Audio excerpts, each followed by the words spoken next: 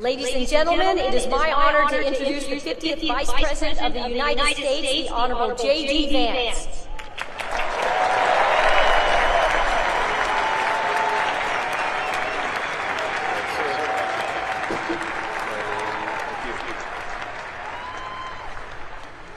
Well, it is great to be with you here on this incredible day, and I gotta say, it's a pretty cool trick where when people say good morning, you guys say it back in unison. So let me say good morning to the class of 2025. I want to say, first of all, thank you all for having me, and thank you especially to Vice Admiral David and Captain Allman for your hospitality. Thank you as well, of course, to Secretary Phelan for that great speech, Admiral Kilby, and General Smith for all that you do for our country. First off, I want to say, both from me and from President Trump, congratulations to the class of 2025.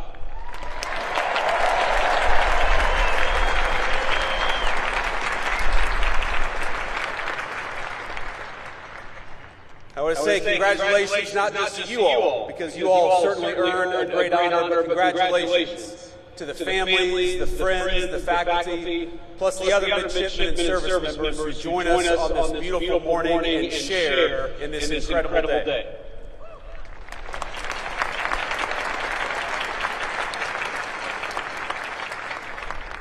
Now, it's always dangerous to give a politician a microphone. But I know that I am one of the very last things standing between you and your mission and your diploma. And so, out of respect, I just want you to know that this is only going to be a 3.5 or 4 hour speech. I hope you all brought your sunscreen because it's bright out here. But today is such an incredible day for you. Tonight, you'll celebrate in the finest edition of the United States Naval Academy with great food and, of course, maybe a little drink.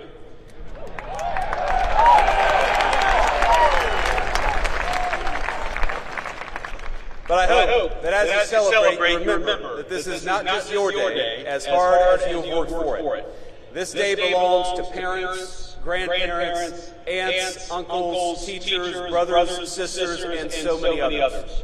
You, all of you, are the product of an incredible legacy.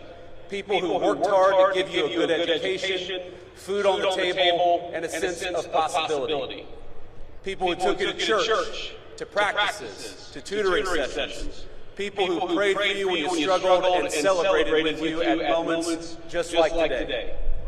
Most of you are fortunate enough to have someone here to celebrate with you. Some of you don't. But whether they are here with you or not, the very best piece of advice I can give you is to begin your life in the fleet with the spirit of gratitude. Be thankful for all the people gathered here today and those who aren't, because they made you who you are, and they got you where you are today.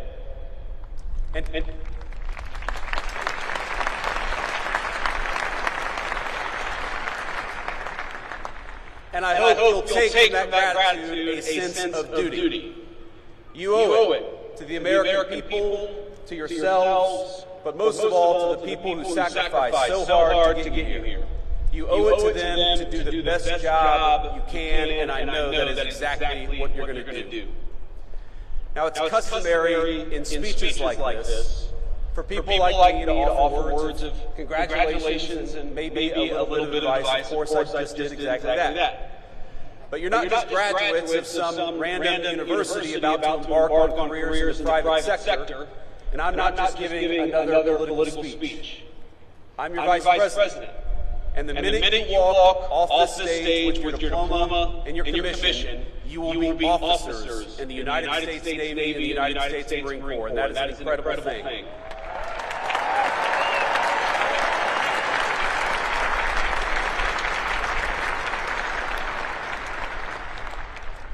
You will be leaders of men and women in our armed forces.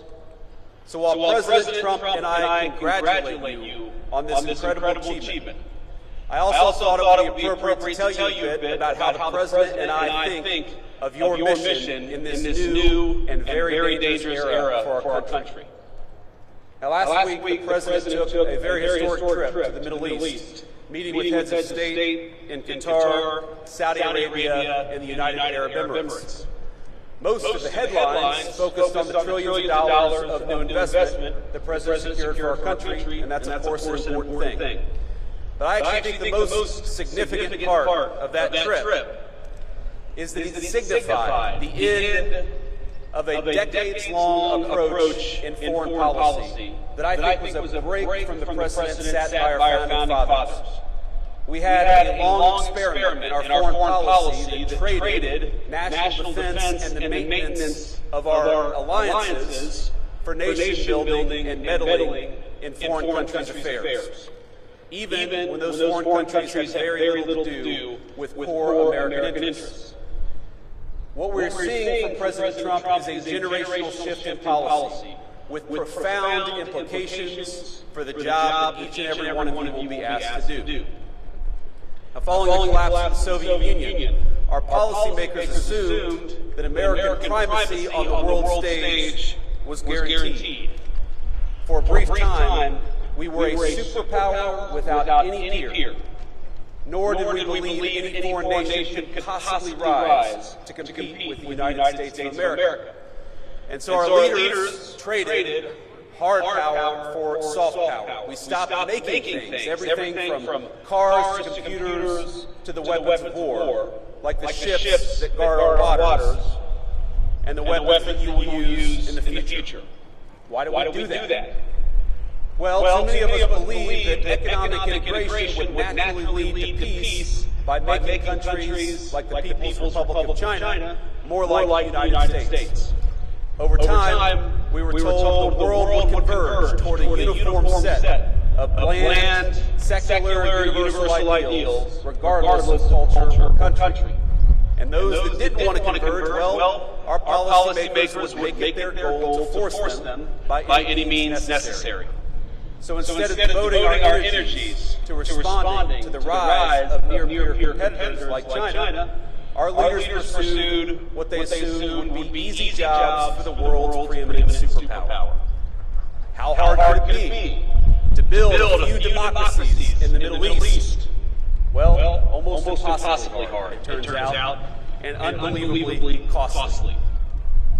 And it wasn't our politicians who bore the consequences of such a profound miscalculation. It was the American people, to the tune of trillions of dollars, but more than anyone, it was born by the people who were in your shoes just a few short years ago, our service members and their families.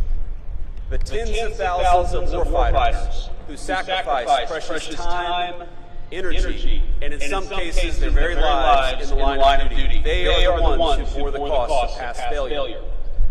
Our leaders abandoned clearly stated strategic goals for lofty, often incoherent abstractions. This is how, for example, we wound up chasing a $230 million pier in Gaza that worked for a grand total of 20 days while injuring over 60 American service members in the construction and maintenance of that pier.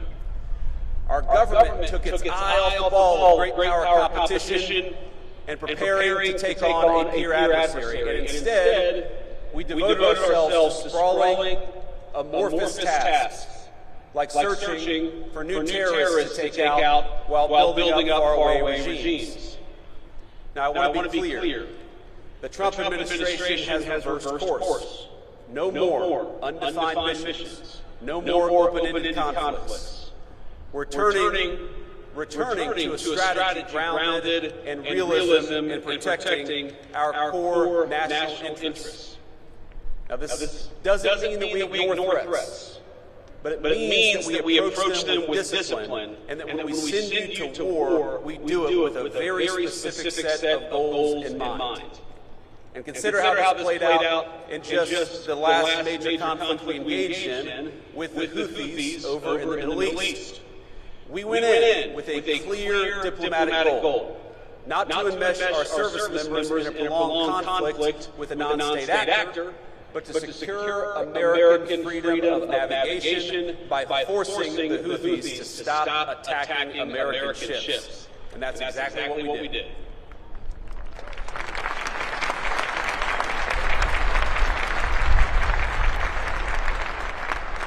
We pursued that goal through overwhelming force against two military targets. In just the first 100 days of the administration, we were able to reach a ceasefire and a conflict that had been ongoing for nearly 2 years. That's how military power should be used, decisively with a clear objective. We ought to be cautious in deciding to throw a punch, but when we throw a punch, we throw a punch hard, and we do it decisively, and that's exactly what we may ask you to do.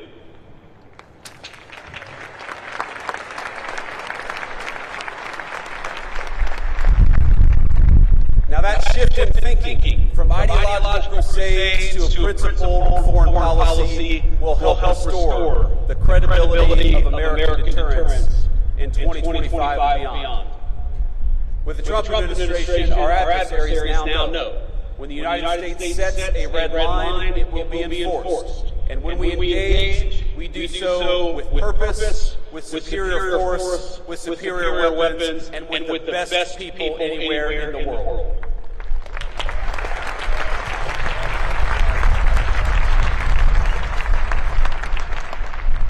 Let me say something about weapons and the future of warfare. It is, of course, a priority of this administration, not just to keep, but to widen the technological edge between the United States military and our adversaries all over the world.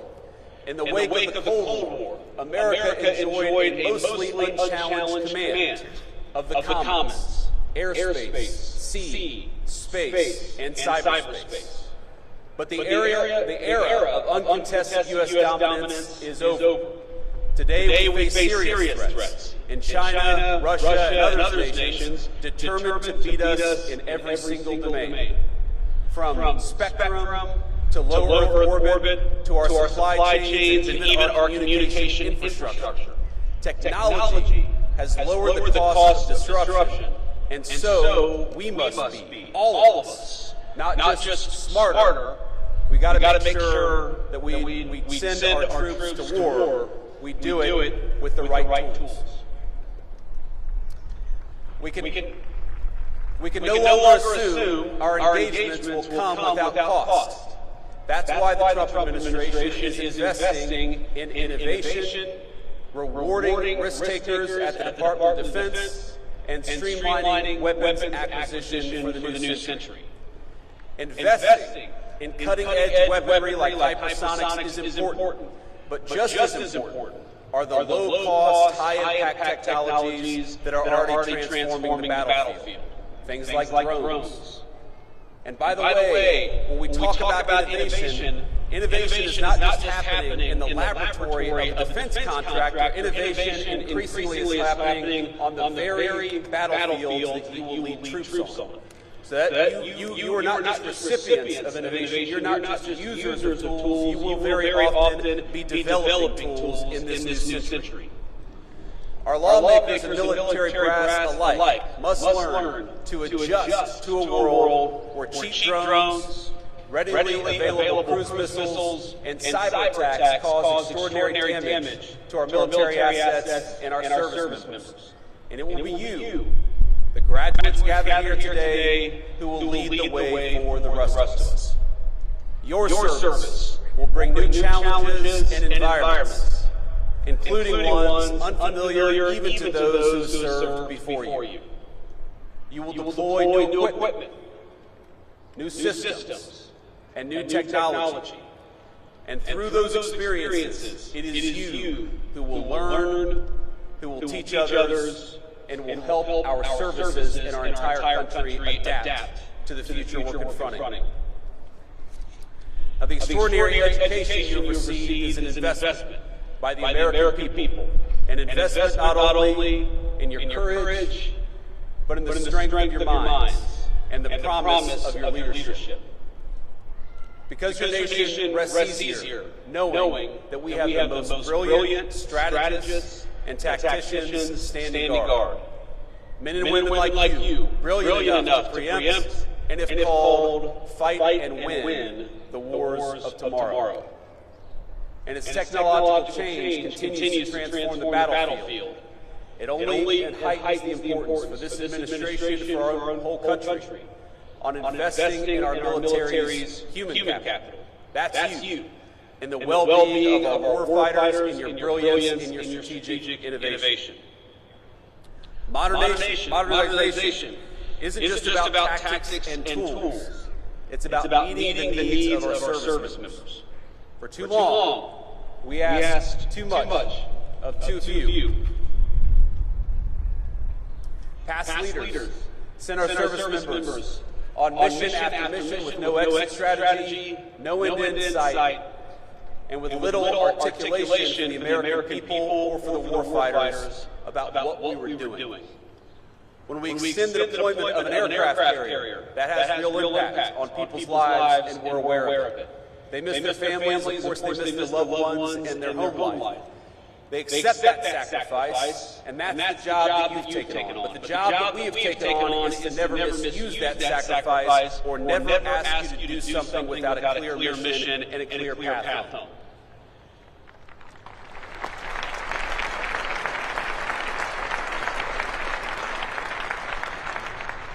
The Trump administration recognizes that our most valuable resources, it's you.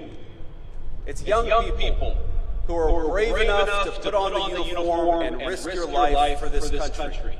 And we promise, I promise, to cultivate that resource, to protect it, and to use it only when the national interest demands.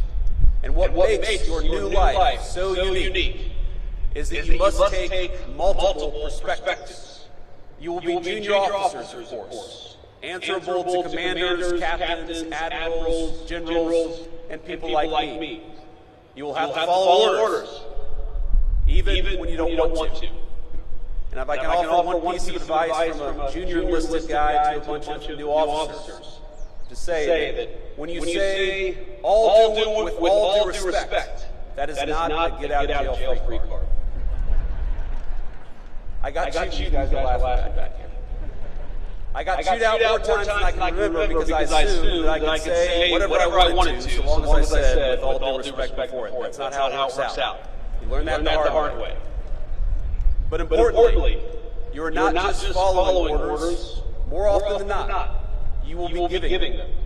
And just as I see you as our most precious resource, so you must see the men and women who call you sir and ma'am as your most sacred charge. You will not just be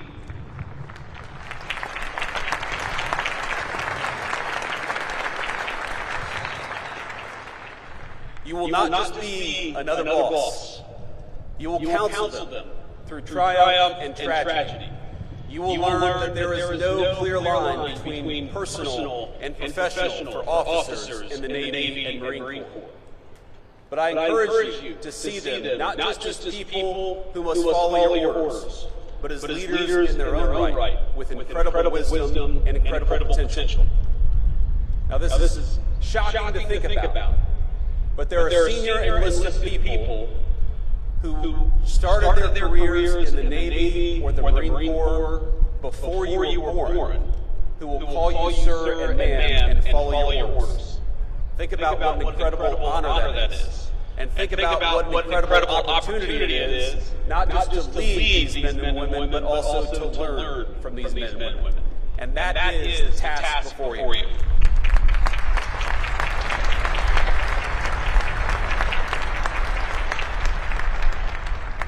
You will lean on that experience, of course, but still, you're very often, more often than not, going to be the one in charge.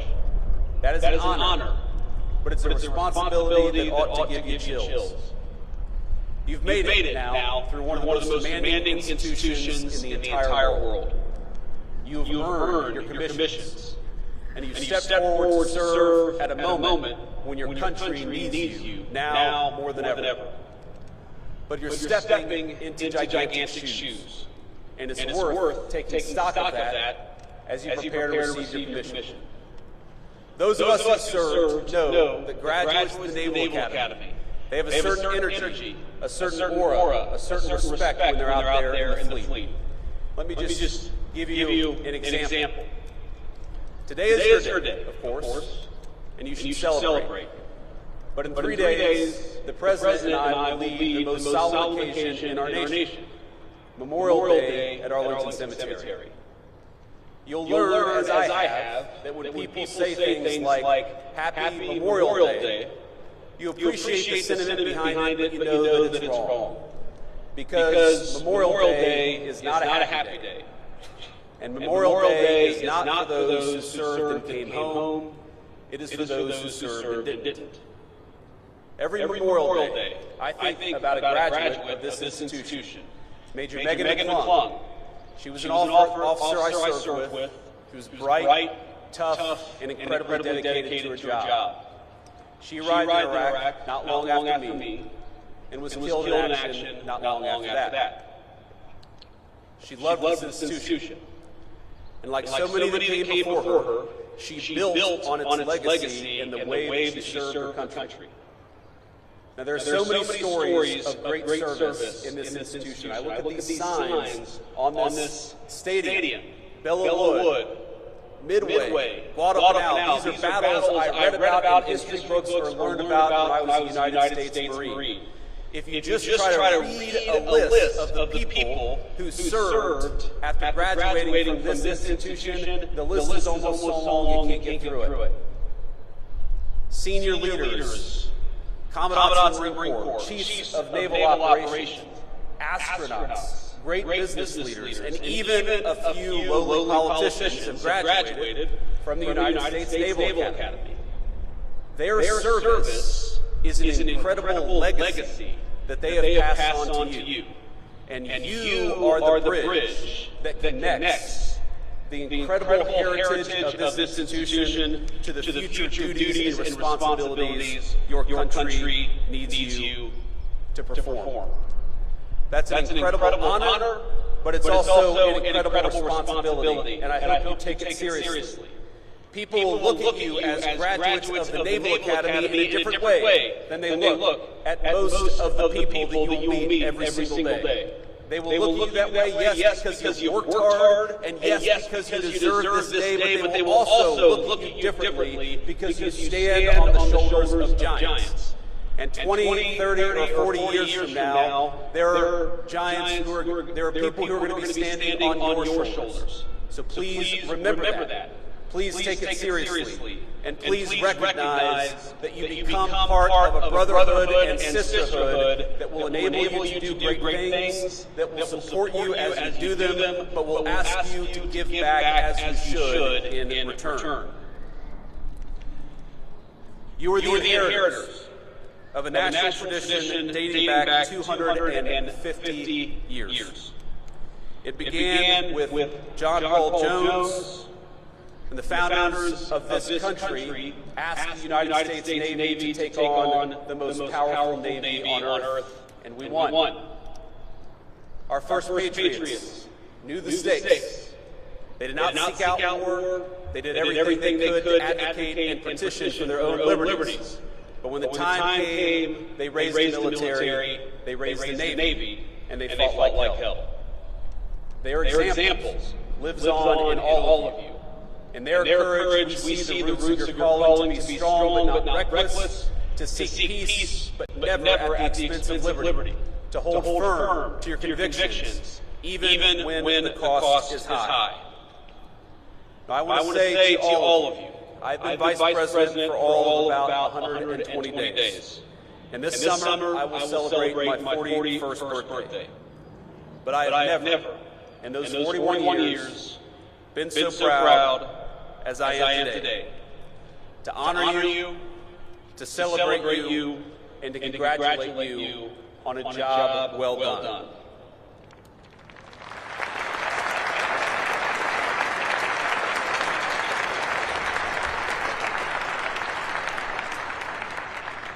Now, I'm sure some of you share my politics and some of you don't.